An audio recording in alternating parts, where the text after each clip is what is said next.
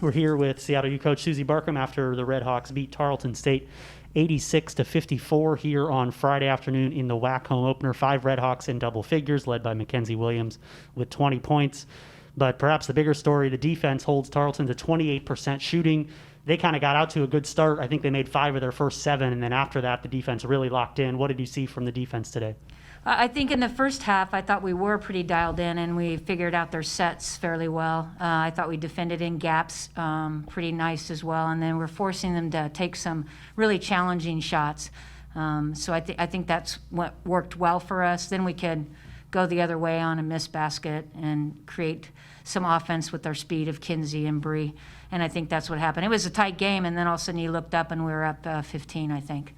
36-19 advantage on the glass today. That's in all 5 of your wins now. You've out-rebounded your opponent, and you've had a couple big margins like that. Obviously, it's been a point of emphasis for you throughout this season. And again, we see the gang rebounding. 7 rebounds for Mackenzie, 4 apiece for Irina, 4 for Chinwe, 4 for Bree, 5 for Georgia. Everybody getting in on the glass, and then that opens up the transition game to go the other way, right? Absolutely. I think what is key, everybody always relies on the big. I love it when our littles rebound because there's no outlet, and they were pressuring us on the outlet. So they can just grab the ball and go, and they see the floor, and that allows our 4s and 5s to get out and rim run. And we had some nice transition baskets doing that as well tonight. 11 of 21 from 3. You had 5 players in double figures. Nobody shot more than 9 field goals today. A lot of high efficiency play. Bree was 7 for 9. Hailey was 5 for 7 with 4 threes. Kenzie had 4 threes.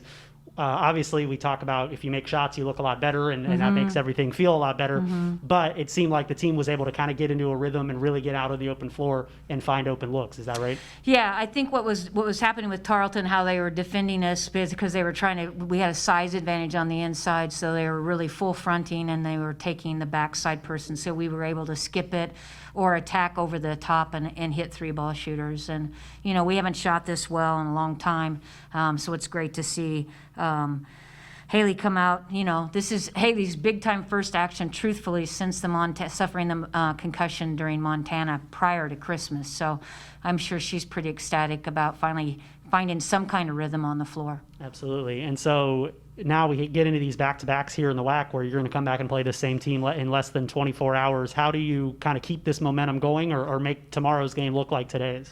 Well, a couple of things. I think that even though we won, we're not, as a coaching staff, we're not terribly pleased with how we played. I think it's really, a team that didn't press us, and we turned the ball over 21 times. So that's the first thing we need to correct.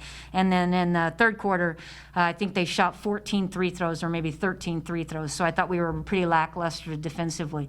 So we clean up those 2 things and still play the way we were playing, it should shape up to be a pretty good game for us tomorrow. Hailey Weissnichi comes off the bench to score a season-high 17 points in 25 minutes. She hit 4 of 5 3-pointers.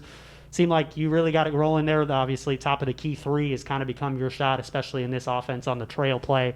What was it like for you to be able to get out there and hit some shots early? It was nice. I've been in a little bit of a slump coming back from that injury before Christmas, so it was nice to get going, like mentally and physically as well. What did you see coming off the bench? Bree, obviously, I think was really aggressive to start the game. What do you see being able to come off the bench and kind of see how the start of the game looks before you get in there? I think it's a big-time advantage. You get to see how the opponents are playing defense, how they're guarding certain personnel, how they're guarding shooters, drivers, slashers, things like that. So I think it's a big advantage. You had 5 players in double figures today. We talked about with Coach about the efficiency that everybody had this afternoon. What's that like for you to be able to know that really anybody you pass to can create a shot or hit a 3 or post up?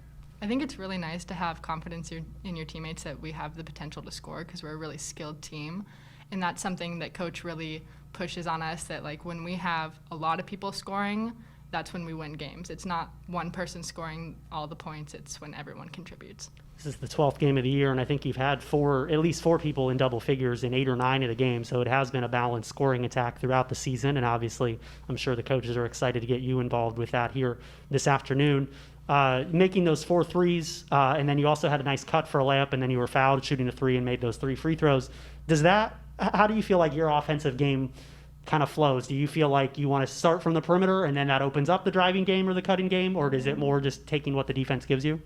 I think that I look to shoot first, most definitely. But like I said, in this slump, my shot hasn't been falling, so I tried to start the game with a couple more drives and then shot my first shot. Didn't go in, but was feeling a little bit better than most games.